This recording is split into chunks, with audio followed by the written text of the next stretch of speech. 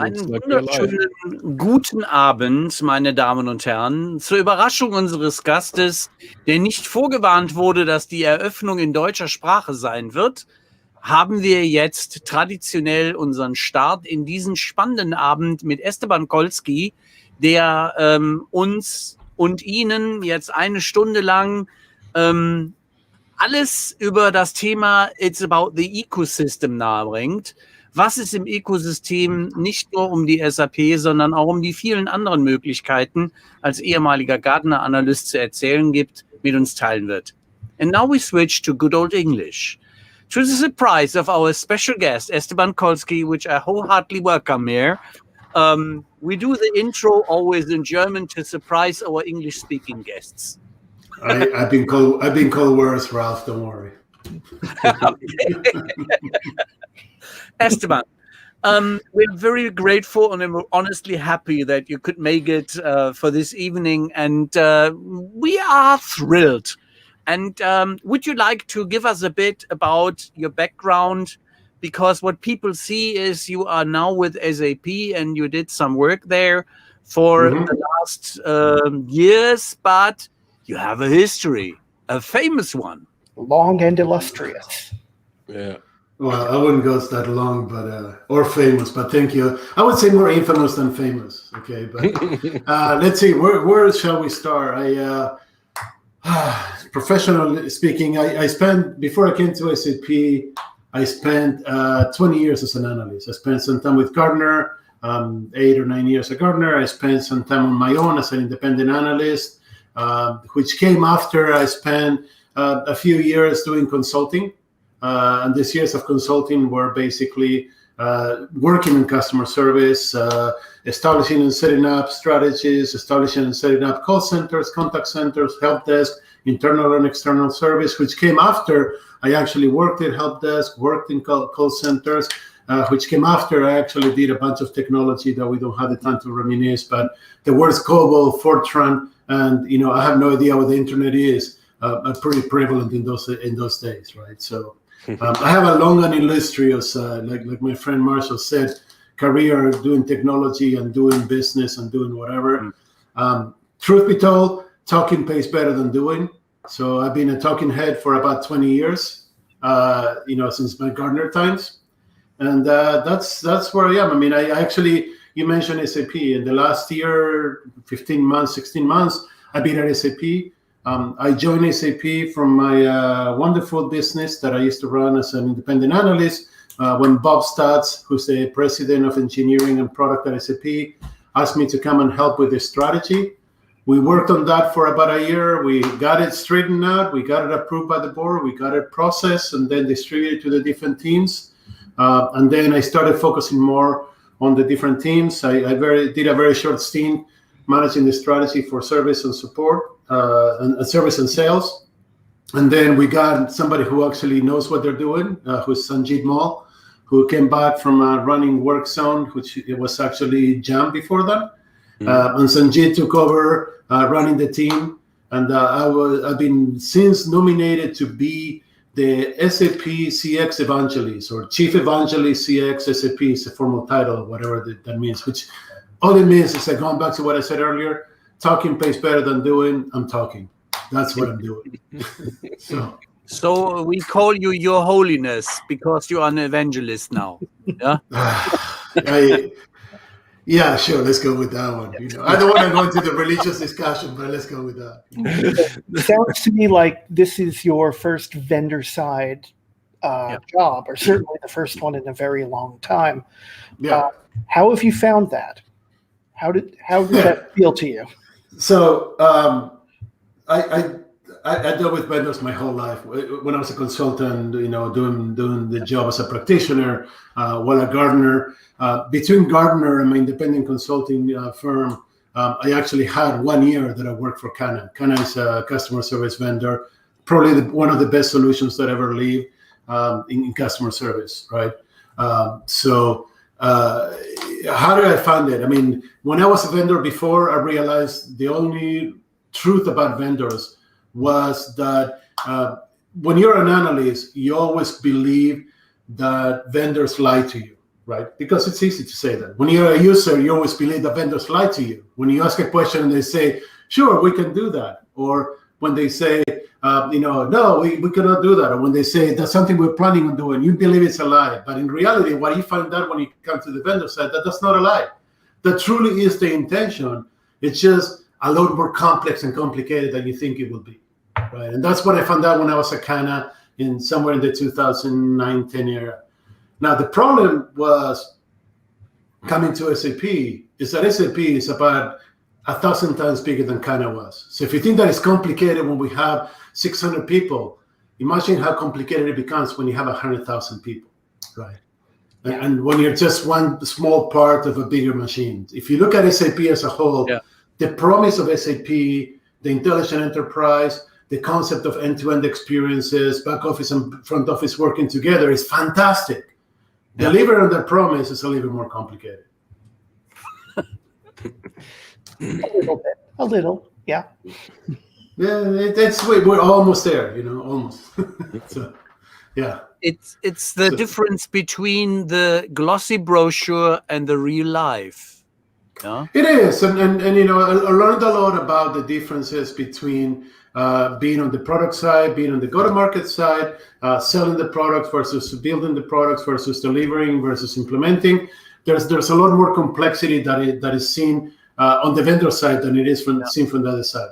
So, but like any other business, I mean, being a vendor is not different than anything else. No matter what business you go into, you will find out eventually all these the nuances and all these uniquenesses that each business has. And it's the same with SAP. I'm learning still.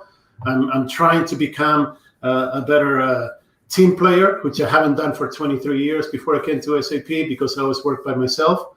So I'm trying to get all these learnings that you all did when you were 18 on my 50s. So, so you are still a young man. Me, I'm over 60. I'm a very young man. I had 40 years left to do this, so I have no problem. I'll wait for as long as it takes to get it done. I love that one. Yeah. But looking at what you are doing and slightly turning into the idea of ecosystems that we are, that we put onto our cover letter anyways. Dude, that was like 2 months ago. I can't believe you still remember that. Which may or may not be covered due to this being conversation flow. I mean, you worked in an ecosystem setting anyway. So what is your interpretation of an ecosystem? And as a corollary to that, how does it match to SAP? So I would like to detach both and then attach them separately, right? I mean, an ecosystem exists independent of SAP. SAP is an ecosystem on itself, and then those are two different parts, right? But it's really, I mean, I would say it's really quite simple in concept what an ecosystem is, right? I met this concept first when I was in 3rd grade doing science with in Argentina with Mrs. Amanda, who was one of the best teachers I ever had, and the last one that I ever listened to in 3rd grade. And she actually explained to us ecosystems are different pieces working together to create a symbiotic relationship where everybody thrives together, right? So the concept doesn't change whether you're talking technology or you're talking companies or you're talking whatever it is. It's all about how these different entities coexist and create a win-win-win situation for everybody so that the whole ecosystem advances together and thrives together. What you see behind Marshall, I'm going to say that's in Hawaii, but I'm going to be wrong because it's probably somewhere in Europe, and you're going to correct me again, Marshall. But that picture that you see behind Marshall, which is a landscape. I know, but what in the world is that beautiful place located? Honestly, have no idea. Okay, let's go with Hawaii because it sounds good. Nice and green. Went with it. But what you see behind Marshall is actually an ecosystem, right? Yeah. I mean, there's animals, there's bees pollinating the flowers and the trees. There's animals that eat and then die and become part of the soil that actually regenerates and provides for plants. There's people living there in combination with the environment. That's an ecosystem. There's nothing that is different when it comes to technology. In technology, the difference is all these different entities that are supposed to live together and generate something together. They don't.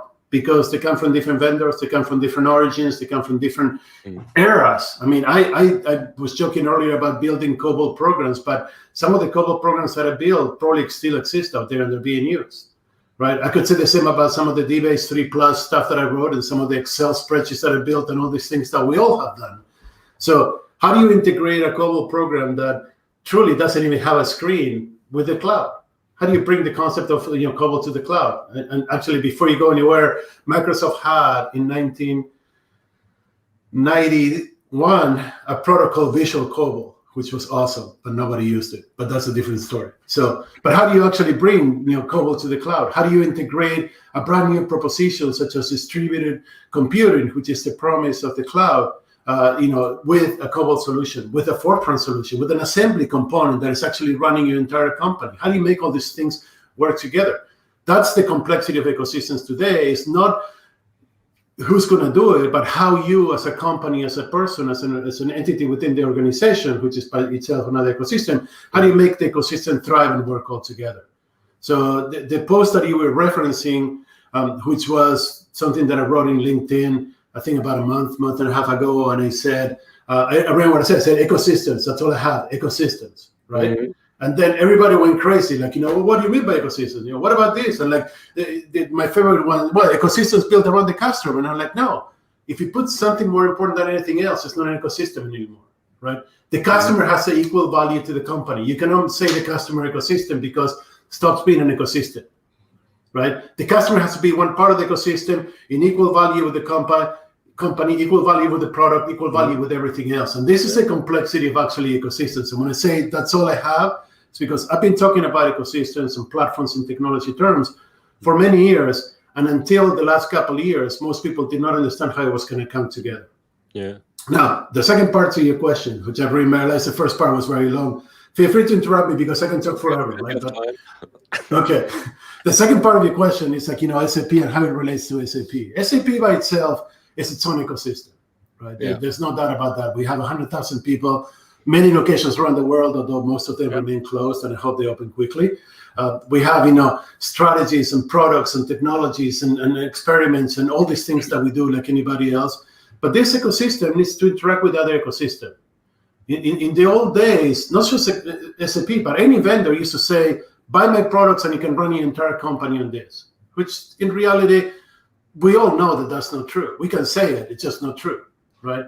But in the last couple of years, we started to see how the platforms that we're building as vendors can become viable parts of very large ecosystems where we play in equal terms, using things like, microservices, using things like cloud adoption and deployment, using things like, hybrid models of cloud, which I always derided and I still do, but they do exist, and all these different components. So the idea of an ecosystem is like, we're getting to the point where, since 1939, which was the first mention of cloud computing, until this age, we finally actually have, something that is actually going to become viable.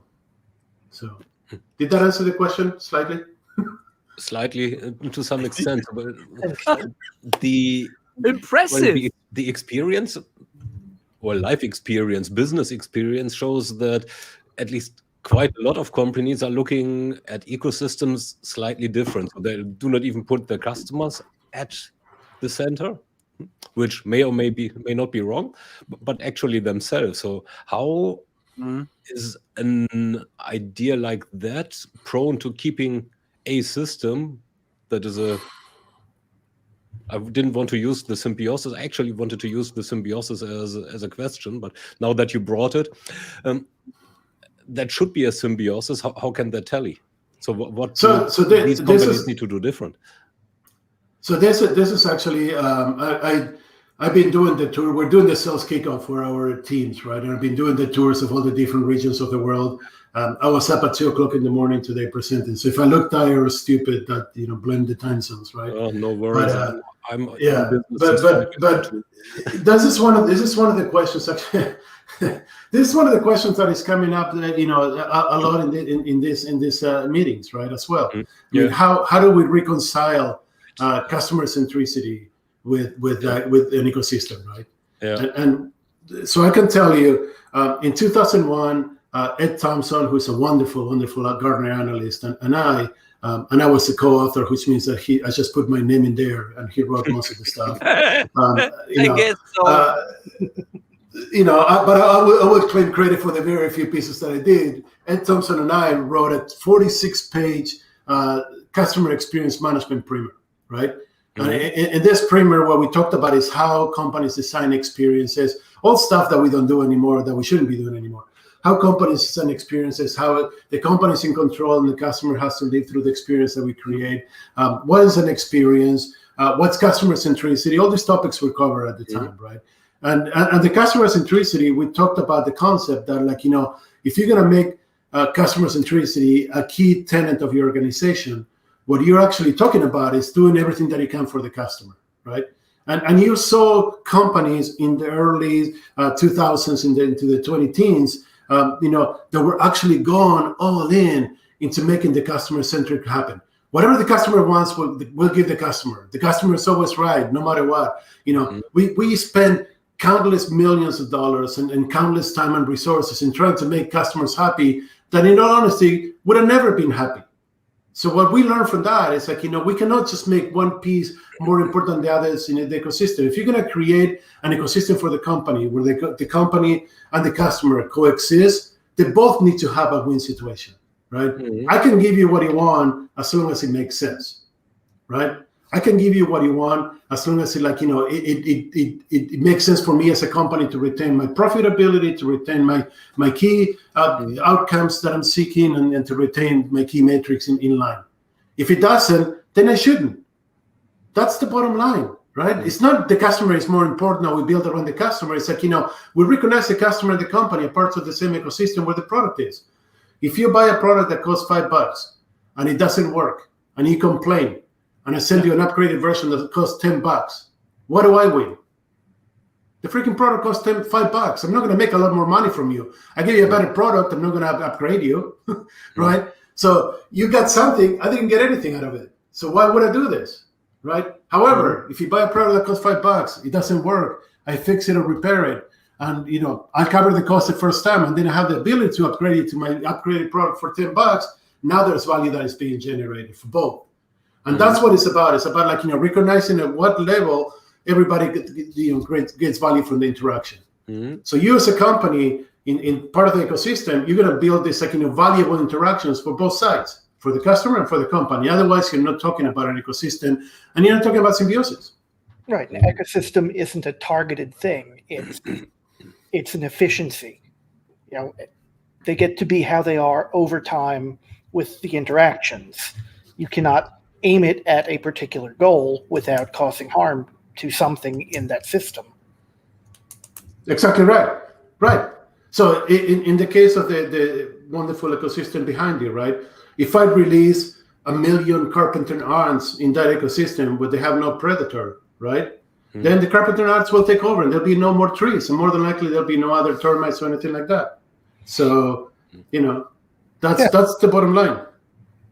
So anything that has to be in balance, and the company willing to create an ecosystem, which is the only way to go forward in business using technology. The company willing to create an ecosystem of technology to further the business needs to understand that whatever you do needs to be in balance. If it's not in balance, it's not an ecosystem. It's just, I don't even remember what the name is. I looked it up once and I don't remember because it doesn't matter. Shit pile? It's a failure. Huh? Shit pile? Well, I'm not allowed to say those words that I'm a corporate employee, so I'll never say that. Yeah. I would say a mess. How's that? Yeah. But, yeah. So much better. But still interesting. So can you name a business ecosystem that is set up like this? Go ahead, say SAP. No. I don't do brands. Either good or bad. I'm not allowed to say company names. That's why. Look, we have 450,000 customers. Chances are that whoever I want to chastise or bring up, they're going to be a customer, and then I'll find myself in trouble. It was a lot easier when I was independent, not something that I'm trying to do. So ecosystems are collaborative, open, transparent, self-organizing, and above all else, Evolving, I'm gonna say. I like building a lot more, but I'm gonna say evolving. I like that one too. Yeah. To stay in balance. And yes, that's true. They are collaborative, open, self-organized. And the key part that is missing from that is they co-create, they co-generate, they co-create value. Because without the value, it really doesn't matter. So it means we don't have any business ecosystem at this time. No, we have plenty of business ecosystems. I mean, I was actually writing this morning an article that will go live sometime this week, differentiating experiences and interactions, right? And experiences and ecosystems by themselves, if you really think about it. I mean, let's put it in the simplest term that I put in this article. If you want to take your family to Disney World, right? It's not that simple. There's going to be interactions with however you get to the airport or to Disney World if you choose to drive, if you live in the US and you choose to drive there. There's going to be interactions, many different ones, with hotel staff and people at the hotel, with people in the park, with people at the entry port for the entry gate to the park, for each ride, with the food stands, with the ambassadors walking around, with people in the bathrooms and so forth. So anything that you do is composed of many interactions. So when you put all these interactions together, that's how you build an ecosystem for businesses, right? So a good example of a good ecosystem that actually Disney works really hard in selecting its partners, right? For you to be a partner of Disney, either flying people as the official airline or authorized to use the Disney emblem and insigns in your flights, you need to comply with a lot of rules that go to the way Disney would like to build these interactions. The same applies to in Disneyland, they call the good neighborhood hotels. They are hotels nearby Disney that are not owned by Disney, right? But they still need to follow procedures and processes and cleanliness and all these things that Disney dictates. The same thing for the shuttles and everything else. So Disney tries as much as possible to encompass the entirety of the ecosystem, right? And that's what builds an experience. All these different things happening together builds an experience. You can see that an experience as an ecosystem. And going back to what Bob was saying, are collaborative. I mean, if you get to the hotel and your room is not ready, will that ruin the ecosystem? No, it's out of balance. So guess what? Now the hotel will do something for you. They'll say, hey, why don't you go and wait here and we'll get your kids a couple hot chocolates and we'll get you a beer. That brings the ecosystem back in balance, right? Yes, sir. Oh, I think you had something to say. This was simply that, yes, heavy nodding, exactly. That's the way it would run if it's a proper balanced ecosystem, such as if it's getting out of balance, we help to get it into balance again. Right. And that's what we're talking about. That's what we're talking about, right? So in an ecosystem, there's no technical piece or technology piece that has more power than other. They all have to provide, working balance to make the ecosystem thrive. In the case of Disney, the Uber driver that takes you to the airport to take the plane that takes you to the hotel to go into the Disney park to go to dinner in a Disney restaurant, the Uber driver is no more important than the Disney restaurant busboy. They're all equally important parts of the ecosystem. And Disney is a company that actually managed to understand that, and they work really, really hard in managing as many pieces of that as possible, right? So that's a good example of an ecosystem in business. I mean, there's many others. If you have companies that provide products that are complementary to each other, right? Then that's a great question that we can talk about later. But if you have companies that are complementary to each other, right? Then how do you these companies complementary to each other, create a partnership that allows them to be equivalent inside the ecosystem and deliver value? Even if one is more important to the other, there's still the very little pieces, make for the bigger thing. If you ever seen a termite, they call it termite hotels, right? They're this monstrous piles of dirt with termites built. Termites don't have architects telling them what to build, and there's no plans for anything. They all work together in an ecosystem to try to create these hotels where everything happens in the way that it's supposed to. It's by instinct, right? Self-organizing systems, beehives, traffic. All these things are ecosystems that bring things into balance. When traffic, when traffic is out of balance, you find yourself at 6 o'clock in the afternoon in the Bay Bridge for 3 hours across the freaking bridge. I can say freaking, by the way, it's okay. The freaking bridge, right? So everything as an ecosystem needs to be in balance for it to work. So we cannot actually co-opt the concept of ecosystems within technology without actually acknowledging what the ecosystems do and how they work, so we can actually get these things done properly. So I'm not sure if this is the way. Yeah, sorry. I like your example about the termites. Because if you don't take it from a hotel, but in a real large, technology-driven, large termite hügel, such a pyramid, they have climate, a proper climate. They have, let's say, their air conditioning. They have everything thought through. And so there's the bees have their troops to do the circulation, that they are getting the proper winds into their channel systems. I like these nature examples. Do you think that in IT we have really understood carefully how these fantastic natural ecosystems could give us the right example, and have we had the skill to proper emulate it? You're trying to trap me. You're trying to trap me. I can see where this is going. You're trying to trap me into talk about politics. I'm not going to talk about politics, okay? No, I'm not going to talk about politics.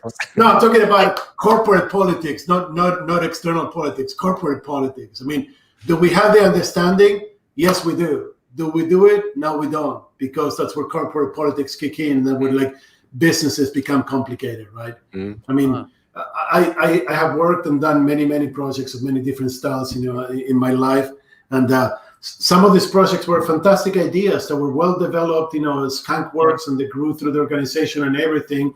And then when it came time to deploy them, we couldn't deploy them because the politics were not there. So, you mentioned that you like this idea of nature. The problem with nature versus humans is we have free will and independent thought, and that's where everything goes to crap.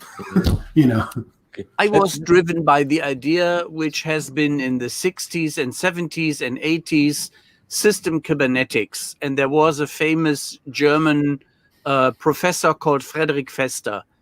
And he invented, for instance, because he was afraid about the unbalancing of the ecosystems, he described this by inventing a game, Ökolopoly, which means a proper working ecosystem. And he tried to teach people, students, that if they misuse what they've got in their hands, as you said, human beings with free will do themselves some disasters. Yep.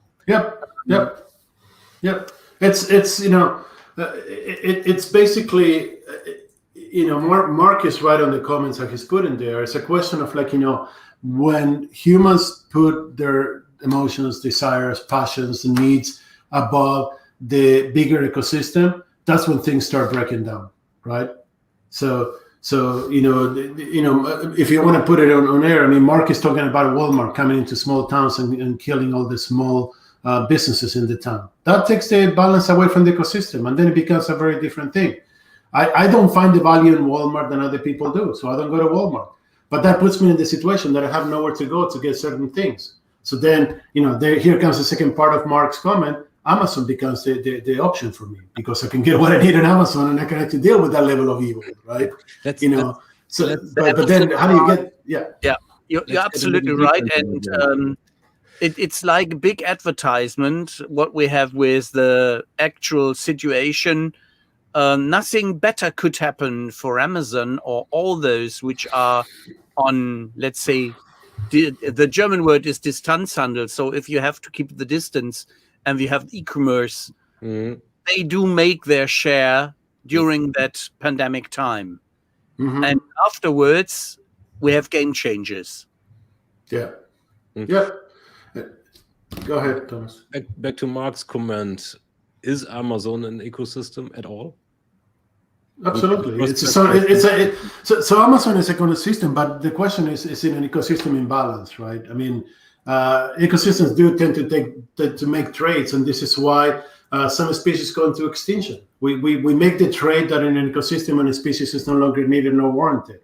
Or there's also the issue that when you introduce a foreign element into a stable ecosystem, then it goes out of balance. So is Amazon an ecosystem? Sure, they do end to end. I mean, you can actually, Amazon even commissions some products to be Amazon branded. So they actually have the products, they have the sales, they have the distribution, they have the support, they have everything. They do an end-to-end ecosystem. Is it in balance? No, it's not in balance, because for them to get to that point, there's certain things along the way that are out of balance, right?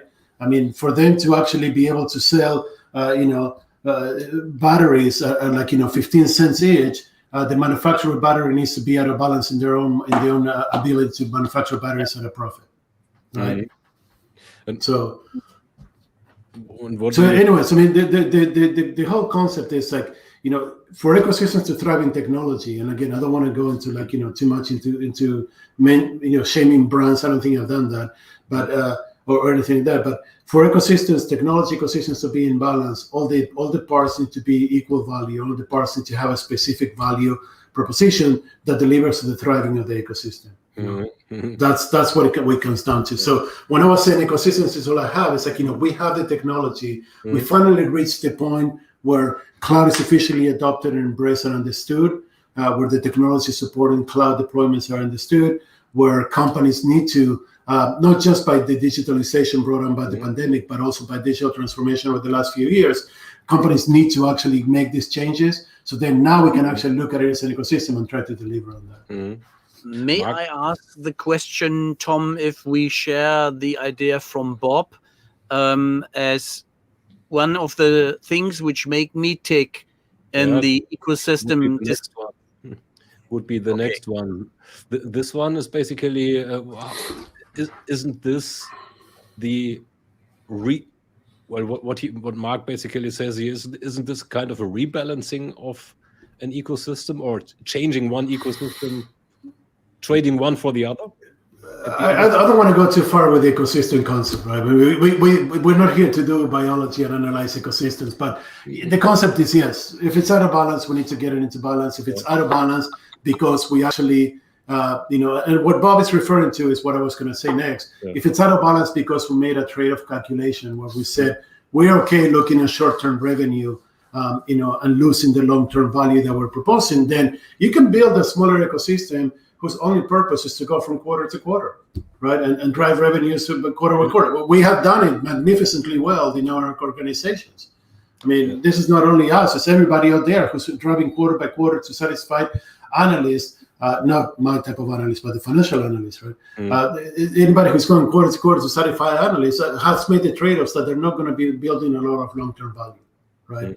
And this is a critical part where if you see companies that have survived, my good friend Ray Wang, if you ever hear him speak, he says about, I think that the new number is 63% of S&P 500 companies today didn't exist 17 years ago, right? Yet S&P 500 was supposed to reward the largest companies with the longest history. But in the last 17 years, we have companies that come and go so quickly because they haven't been able to make the trade-offs and they haven't been able to balance their ecosystems into smaller ecosystems. If you're going to be working quarter by quarter, which is perfectly acceptable, and you're going to be delivering an ecosystem to do that, you need to have that as part of a bigger ecosystem that focuses on the long-term value, right? So that little piece needs to work perfectly well and then be part of a larger ecosystem. Looking at what Marshall has behind him, a tree would be a smaller ecosystem similar to a quarterly revenue guidance. And then the valley becomes the organization that surrounds the tree and gets the value of that. They both need to be working equally in order to get to that value.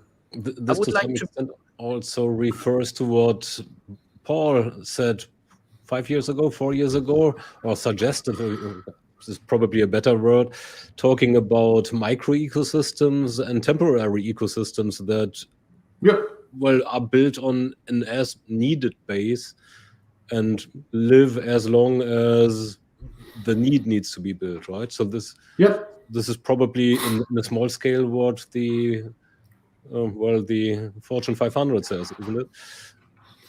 This is, a great example of a micro ecosystem that was only built for a temporary show was Woodstock, the festival at Woodstock, right? Yeah. Everything went wrong, and yet it was fantastic for the people who were there. I'm told I wasn't there, so so let's go with that. But you can build micro ecosystems, and if you're really going to go take this further, an end-to-end experience that a company builds is a micro ecosystem, right? So you build the ecosystem works. I'm sorry. As I talked over Ralph, he's taking his revenge now. Yeah, I know.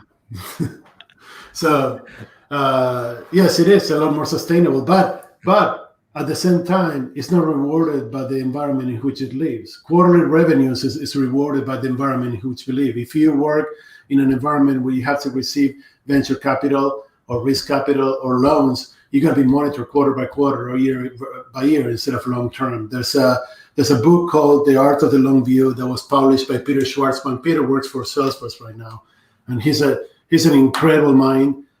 For those who don't want to bother reading the book, Peter Schwartzman was the technical advisor for the movie Minority Report. He's the one who made sure that Minority Report looked close to what we were actually believing in the future, right? Yeah. But Peter is a fantastic mind, and he talks about, the art of the long view, and he says, when you do planning for long view, you got to plan 30, 50, 100 years into the future, right?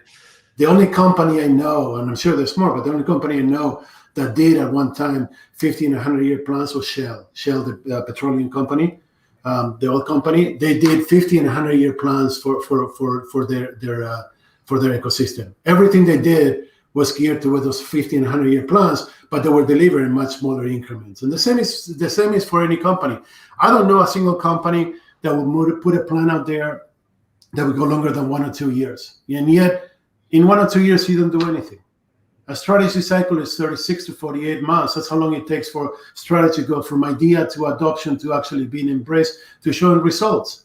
You're not going to get results on a strategy initiative in 6 months or a year. It's going to take you 2 or 3 years to get through all the process. The bigger the ecosystem, the worse that it is. So, you need to plan long term, but you need to actually be monitoring shorter term. So this is where the idea of ecosystems within ecosystems comes into play. To talk to what Bob was saying, I will build a phenomenal quarterly driven ecosystem that makes sure that I focus on the things that I need to focus to deliver value to the customer and to the company. But I will build that within a larger ecosystem, and not to be like one of those guys who says I know what I'm talking about. But that's what my role within SAP is right now. I know everything that I'm talking about. Don't worry about it. I know everything, so that's not a problem. But but my role at SAP today is to help build and thrive those smaller ecosystems while keeping the ball in the bigger ecosystems. It's help work with the different product lines to help them create these long-term strategies and narratives. Work with the sales team and our customers to help them build this value propositions in a very short term that will be fueled by the long term eventually, but we'll start with the very small things. I'm not going to implement an entire customer experience strategy for a customer in 6 months, but I can start deploying the the technology that will power some of those long-term strategies little by little in 6 months. So that perspective of going small, micro and macro at the same time is what my job is within SAP today. Cool. Looking at this anonymous question by Nila Kantan. What is the role in no more anonymous now? what do you think is the role of trust in the whole picture? Because this is where this question probably goes into this direction. I hate trust. There are always big ones and small ones, right? So I hate trust. It's all like touchy-feely stuff. I don't do touchy-feely. I know. So let's go to behavioral science, because I may or may not have read a couple items in this area, right? In behavioral science, trust comes from repeated execution within certain guidelines, right? So if I believe that you're going to do what's best by me and you do it 2 or 3 times, then I'll trust you, right? Yeah. I may have a belief, but that belief becomes trust by your repeated execution within my guidelines, right? So it's the same applies for companies or anybody else. I don't trust a company just because they tell me to trust them. I am a little smarter than that. But if they actually repeatedly show me that they're going to execute within parameters and expectations that I have, I will begin to trust them. And once I establish a trust, I will actually continue to grow that trust over time. We use all these touchy-feely words like engagement and trust, but we neglect to understand what the real understanding, the real meaning of this is coming from behavioral sciences. The engagement between customer and companies doesn't exist because you need 2 living entities to generate an engagement.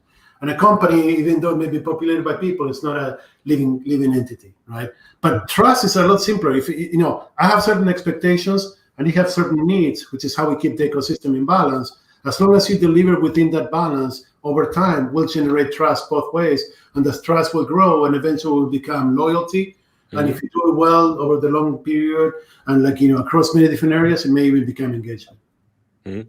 Which are also touchy-feeling words, loyalty. Absolutely. But how about another one? Fairness. The what? Fairness. Fair trade, fair value, fair share for the software. I'm going to go down the wrong road on this one, and I will leave with the outcomes of this. But just remember, I'm not the one doing this to you; it's them. No, that's okay. I said when I started doing this, when I started building my persona, I promised myself that I wouldn't avoid certain things because of political correctness. Some things go too far, and I won't answer. But in all honesty, there is no fairness. There is no fairness. I was afraid so. Do you approach a company with the concept that what would be a fair price, or what would be the best price you can get, even though they may lose money in the interaction? I have a different decision scheme than my wife. My wife goes for fair trade, and I go for the bargains. And I spend the saved money for stupid stuff from her perspective in technology. So it depends on the point of view. But so fair trade gives you the warm and fuzzy feeling that you're not doing anybody wrong, right? But you don't have control over what the fair trade company that's selling to you is actually doing with the money you give them. You're trusting them that they're going to do it, and if you don't have a history enough to generate that trust, you're just going for PR. I can tell you, hey, buy my product. I have never paid anybody less than $30 an hour for the work that they've done for me. And I let them work only 4 hours a day. And they take 6 weeks of vacation for every day that they work, right? You buy into that and you buy from me. How do you monitor that that's what I do? Also, well, the fairness notion that I wanted to get into is actually slightly different. So less embarrassing, maybe. So because at the end of the day, it's a symbiosis. So far, we fully agree. It should be a symbiosis. Yeah. So a symbiosis is something where each participant gets what they perceive as a fair share of value of the whole. No. Just they perceive as value. There's no fairness involved in that. Well, there's no fairness. Because to be fair, we have to have the same scale, and it's not the same scale. I mean, I perceive that I receive value, and then I may adjudicate, some, in your word, fairness, but some scale to measure that value. Yeah. But it doesn't have to be fair for me to get value. I mean, if it's something that I need, I will get it in exchange for, here's an interesting example, right? I mean, praying mantis or black widows, spiders that are predominant here in the United States. There's a need to continue the species, so they're going to mate, and when they mate, the female kills the male. What's the fairness in that? Do you think that the male would need to be thinking hey, I'm going to get killed, that's a good outcome of this, Well, it's taken out of his misery, but well, I'm not going to go into that direction. Scale, right? but I mean, that's the thing, there's no fairness. There's a need that is fulfilled to remain the ecosystem in balance, but there's no fairness. Fairness is something that like trust and fairness and engagement. These are things that we adjudicate to the ecosystem, but it's not part of the ecosystem itself. It's how we try to measure it to show that we were generating value. But in reality, if I buy your product for a price that I deem to be adequate, based on market comparisons and whatnot, it may be a little bit more expensive, right? But hey, I like it. I'll take your product versus somebody else's. You promised to bring it to my house in 2 days versus a week, right? I paid more than anybody else, so there's no fairness. There's no fairness in there. But I got the value that I was seeking, and in exchange, you got something from me, which is money. But maybe you could have sold the product, more expensive, or you could have delivered it in a week versus 2 days, and that changes the equation on your side. So what you perceive to be value and what I perceive to be value are never going to be fair. Okay, that's fair enough, pun intended.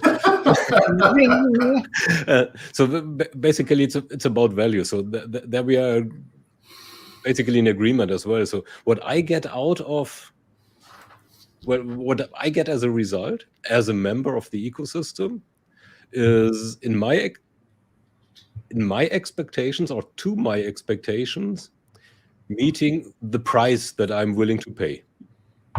Okay. So, and that basically then I consider it fair, right? So if it's on or below the price that I'm willing to pay in whatever currency, this may be monetary or non-monetary. Yeah. And then I would consider it fair, regardless of any other scale. So now the question: here's a coupon for 20% off for my competitor. What 20% coupon? What for your computer? You're gonna buy from me. My competitor gives you a coupon for a 20% discount on the same price that I was gonna offer you. Well, that's the thing. What I'm regarding as, let's say, I prefer buying from you, not knowing the competitor. Well, my point going to what you were saying is like, your sense of fairness went out the back door when you get a coupon for a discount. Not you probably, but most people will take the coupon and it will alter the sense of fairness and will alter the ecosystem because you're no longer buying from who you were intending to buy, which would have kept the ecosystem in balance, right? These are. I mean, Thomas, you're going in very, very complicated territory here that most people don't even address as part of the experiences of the interactions, right? We deal with simple stuff. Thomas wants something, we'll sell it to Thomas, we're done. Let's make it a little more complicated. Thomas wants something, he's going to buy it from A. B is going to sell it to him for 20% discount because we want Thomas as a client, so we sold it to him and we're done, right? Now, there's no fairness to that. What is it saying? Everything is fair in love and war or something like that, on business, right? So there's no fairness in there, basically. Does fairness also have to do with access to an ecosystem for all players? That's an interesting question. Yeah. Fairness, access for all players. Yeah, I mean, I guess, but then, Mark, if you do that, not all the players will be playing with the same value scale, right? I mean, if I'm willing to give you a 20% discount to get Thomas's business, it's because my value scale places a value to Thomas as a customer higher than somebody else, and I'm willing to pay 20% for that. So is that a fair move for me to steal Thomas as a customer for a 20% discount because I know that Thomas will buy 3 more products in his lifetime versus the person who only buys 1 from me? I mean, like I said, we're getting into like more complicated concepts of business, but there's no value scale. Sorry, Marshall, what were you saying? I think, well, he wouldn't really be stolen in that case. Again, I would say it's still balanced, because if that other company is willing to essentially give up 20% profit just to get Thomas in the short term, okay, fine. But to keep him, they will have to continue to offer that. If they're competing on price and they don't continue to support that price, what benefit is there to Thomas to stay with them? But if I compete on price, and I put the price I would have put to create better support organization in the back end to get customers in the door, then now the ecosystem is out of balance because I'm not delivering the same as anybody else. So there's not a fair competition, right? So the thing is, like, every company has their like value scales, and by being different value scales, that's when the fairness goes out with the bathwater, basically, right? I have a bit the impression that fairness for you is one of these emotions where you have written in LinkedIn as out of that discussion existing comment, service and emotion, nothing has to do. It simply has to work. So an ecosystem has to work. Yeah, that would be. By definition, needs to be in balance to thrive. If it's not in balance, then it doesn't thrive and it just dies. So it's not like it has to work. It will continue to be an ecosystem as long as it works. It's a little more complicated than services having to work, right? Because if it's not in balance and it doesn't work, then it doesn't thrive. It doesn't go anywhere. Mm-hmm. So our infamous anonymous user that I don't out again has another interesting one. So how does the relationship come into play to influence the decisions based on pure economic value? How does relationships play? This is one of those things where like businesses actually will value loyalty over price. So if you're my customer, and we go back to what Thomas loves to do, which is establish trust. If you're my customer and I establish trust with you, you will trust that we'll continue to deliver the same value that you had in the past. So lower price solutions will not appeal to you as much. Yeah, So I'd agree. I know where I stand with Esteban, so I would buy there. You have no idea, dude. I like to keep it mysterious as much as possible.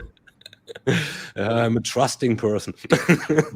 There you go. But I mean, I know that we're burning through time here, but the thing is, like, these are all things where we start, and I want to make sure that, like, we address this. We start talking about very, very complex situations, and then things get out of whack, right? The complex ecosystems are a lot harder to remain in balance than simple ecosystems, right? Yeah. I have an Oracle database, an SAP back office, SAP CX, and a customer. That's a very simple ecosystem. Data from the database goes to the customer gives me data, I put back in the database, right? Now I have to actually outsource my production to China. That brings more complexity, right? And that brings a lot more interactions and ecosystems. There's transportation, there's manufacturing, there's international laws, customs and things like that come into play. So then my ecosystem went from being very simple, which is data goes one way and goes the other, to, like, now there's a product that comes from a different place. Now there's a third-party service in my products that creates another layer of complexity. So we can go from very simple things to very complex things. And as we get into complex ecosystems, complex experiences, and complex solutions, this is when, it becomes incredibly hard for a company to manage all these things, which is why the concept of smaller ecosystems thriving or living within bigger ecosystems becomes a lot more interesting to address. Yeah, Ralph now brought an interesting aspect here. So actually, that's Ralph, not me. That's me. He looks a lot like you, dude. Yeah. Don't complain. Show the question. Let's take that one. Let's take that one. What do you think of that connotation? I'm looking at the tragedy of the commons. Discuss the situation in the Comic Sans where individuals. Wait, sorry. The place, give me a break. to start is Lord of the Flies. there. Thank you. You gotta Americanize it for us, ignorant gringos, So, Lord of the Flies. I mean, there's no structure, and there's no everybody does what's best for themselves, right? Why would an ecosystem work that way? If everybody does what's best for themselves, if a hungry shark were to eat the little fish that swim along with them, that clean their teeth and, like, dispose of the leftovers, and it wouldn't be able to eat for too long because all the stuff stuck in their teeth and all the leftovers would pollute the ocean. So, tragedy of the commons, Lord of the Flies approach, everybody does what's best for themselves, doesn't work. You need to have symbiosis in order to make this work. If you don't have symbiosis, ecosystems won't work. So. And for me, I was still educated on university that we have these free natural goods, and I don't see them anywhere longer existing. And it is definitely a lot of misuse happening, which makes me really unhappy. And we do not keep our environment, grandchildren ready. Yeah. So I honestly don't know when and if I will have, instead of cats, some grandkids. And in Malaysia, my eldest son and his spouse, they instead of getting own babies, they adopted some cats, which is easier to handle. Yeah. And much cheaper. I will tread very carefully around the adoption of cats, because a friend of mine who we all know has several cats, and I'm not actually crossing that chasm in there. But if you want to go in that direction, Ralph, ideal population, planning means that we had to decrease the number of people on Earth. So not having grandkids is not the tragedy that it used to be, right? I mean, then we go into, like, for your selfish perspective, being as respectful as I can, you want to have grandkids, but for the planet, it may be better if we don't have the grandkids. And I accept this, and I expected this smart answer from your end, because what I honestly respect and admire is you are a brilliant thinker, and you think through the stuff. No, you don't have to blush. I'm not blushing. I'm trying. This is for humility, to pretend that I'm a good person, which I'm not. Don't worry. I'm not blushing. I agree with you. Yeah, but thank you. It's actually, this is, in all honesty, I'm getting gushy at the end for a little while. It's been a privilege for me to have the career that I had, and to be granted the ability to think and write about the things that I think and write and read about. I mean, being able to do research and analyze the research and write about it and have these conversations, it's a privilege. I mean, not everybody has that ability, and I don't take it lightly, right? So I do try to come prepared to all these things in a way that actually furthers the conversation, and that's what I'm trying to do. I'm trying to further conversations and create bigger ideas. And this actually is another example for an ecosystem, right? Because I from my perspective, from my position, think of this whole setup as something to learn and to share learnings. And well, with the whole interactivity that tools like StreamYard, Recast, or whatever they are right now, is it Recast? Yeah, it is. I was just wondering whether I now use the brand name of a company that got acquired by SAP, but no, it's Restream. I used the SAP acquisition. This now conversational AI, and so those help bringing knowledge into us, answering, learning ourselves, while disseminating, well, our wisdom, which is, to me, exactly the definition of ecosystem, right? This is kind of symbiosis. I mean, it absolutely. I mean, again, I'm never going to get tired of saying, you have to build smaller ecosystems. You have to build smaller interactions and let the bigger pieces fit together, because you're not going to be able to manage a large ecosystem, but you can manage a small ecosystem. You can manage this conversation, and we can get some learnings and some lessons and some ideas out of that, right? But fitting those into a larger discussion, that's going to have to be more organic than forced. And managing an ecosystem is forcing those things. So we can have. I mean, I love to have these conversations, because I think that if at least one person one day down the road reads something that was said or listens to this and comes up with an idea, and that furthers the conversation somewhere else, that's what I have to do. That's what I see as my mission. Yeah. And in how, I mean, look at this like a small conversation right now, which may or may not become bigger. So if it's becoming bigger, or a conversation of conversations, kind of a fleet of ecosystems, or a swarm of ecosystems, that's probably even better. How does self-organization work there? Or how can it work? I mean, my goal is that by having these conversations, our prospects and our customers will be better prepared to have the conversations that we're having internally. If I foster conversations internal to SAP, we align our message, our products, and our ideas, and our salespeople behind these conversations and these concepts. We give them content and materials, and then they go to the customer, and the customer heard this podcast, and they said, hey, I know what we're going to talk about, ecosystems, and they understand the basics. Then I further the relationship, and I made the job easier for the salesperson. Would I, having this conversation, close a deal? Absolutely not. I would never expect that. There is bluebirds everywhere, and the potential is there, but I'm just trying to create a better, more fertile ground for conversations that reflect what we're trying to do. And in this, competitively speaking, I'm competing with all the other large vendors that are going before me and trying to lay their groundwork for their conversations that are different than ours. My value proposition thrives in my ecosystem with my conversations. It doesn't do so well when one of our competitors lays a foundation for the conversation with our customers. And that's what I'm trying to revert and prevent from happening. And the best part about it is there's no metrics, and nobody knows if I'm doing it or not. That's awesome. Just wanted to say, how do you measure that? I'm having this conversation tomorrow with my boss, so let's just keep it to ourselves. We are approaching the hour, Esteban. How much time do you have? I have. That's a great question that needs to be answered after looking at my calendar because it's a mess, to say it nicely. Okay. The other ecosystem is demanding some. Actually, I have 15 minutes. If you want 15 more. We want to have 15 more minutes with the man. Yes.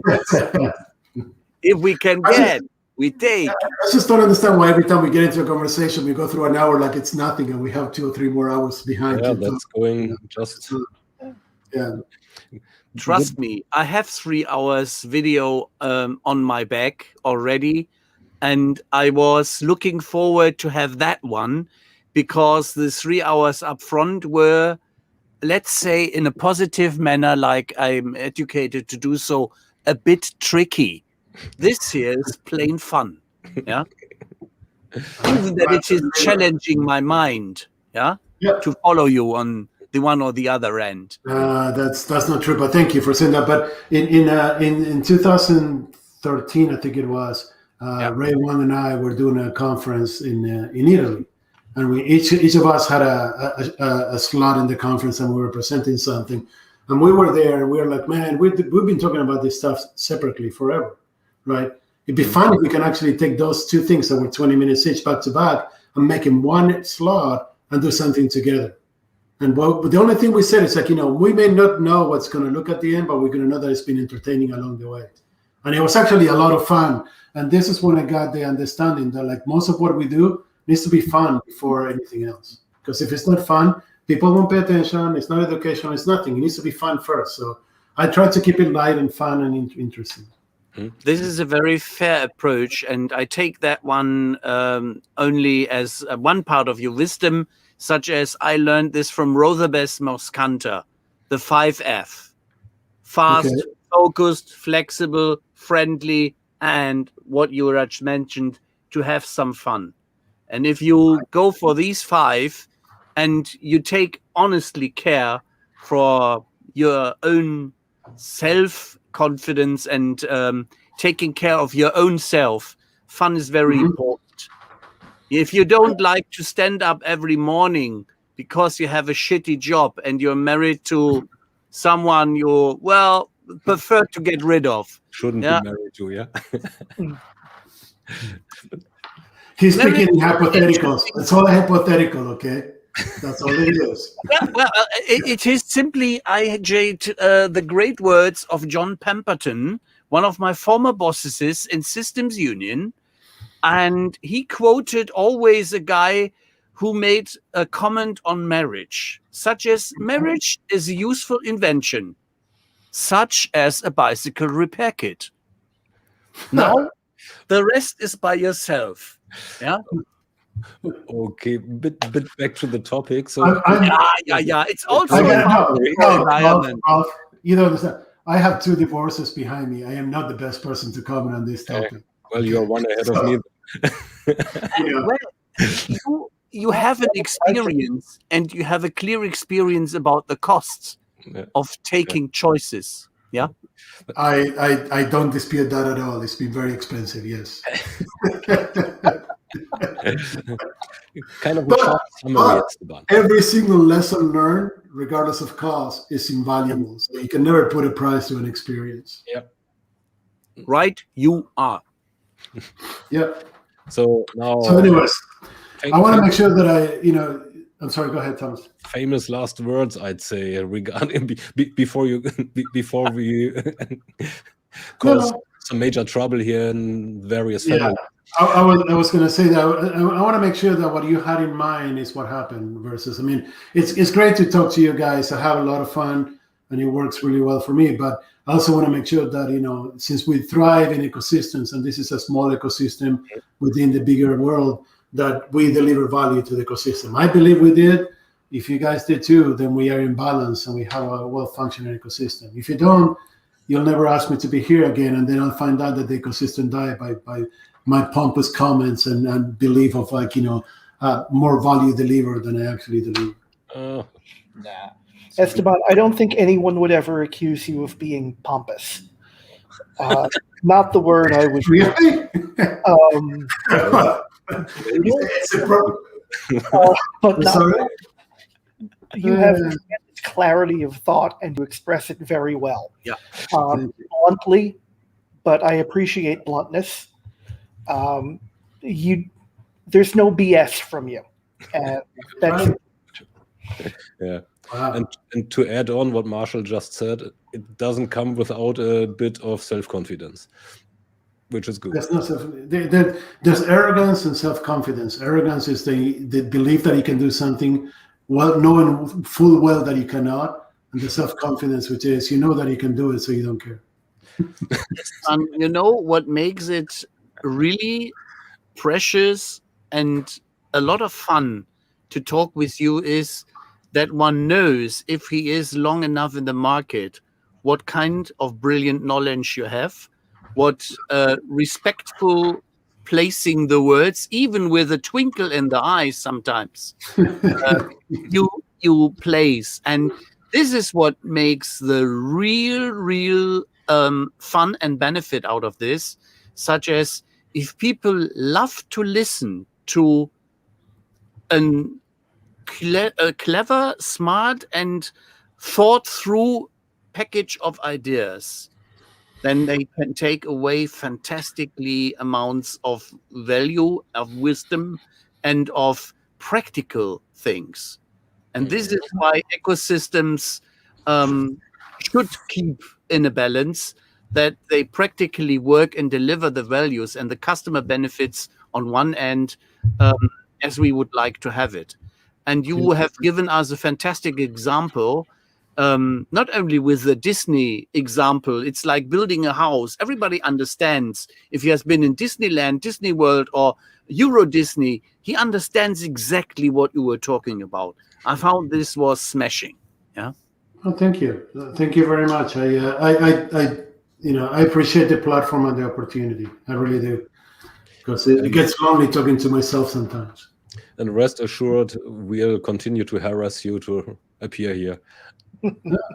I will be writing more stuff in LinkedIn that you'll be going like, you know what? We gotta talk about that. I'll have you back and say, what the hell were you thinking? That makes it easy, because getting topics is never easy than asking Esteban for a quote. I'm supposed to start a weekly column tomorrow in the future of commerce and engagement and experience, whatever, FECE or whatever it's called, the website that we have. I'm starting a weekly column called In a CX Minute, in reference to In a New York Minute, which is a song that says everything changes in a New York Minute, everything changes in a CX Minute, which basically has my lessons learned for the last week in a form of a column, of a weekly column. So you'll have a lot more to go like, dude, you're completely off your rocker on this one. Looking forward to reading it. Yep. Thank you. Sounds really cool. And you didn't need a disclaimer with us. The reason I needed a disclaimer before is because not being employed by anybody, everybody was for a game. Now I'm not allowed to say certain things due to the capital markets responding to my comments as being part of a public company. So that's fun too, isn't it? It's once you get into it, everything is fun, man. You just gotta understand how to do it better. You can bypass certain guards and protections in there. You know, it's just you gotta understand how to do it. Yeah, that's true. Cool. Okay. Well, thank you very much, gentlemen. I really appreciate the conversation, although I feel like I did most of the talking, but I always do. But I really appreciate the platform and the opportunity and the conversation, and remain at your disposal. Whatever you need, let me know. That's cool. So thanks heaps from our side again. And again, rest assured, we do want you to talk. Yeah, we didn't bring you here to listen to us. Awesome. Okay. I'm in the right place then. Thank you.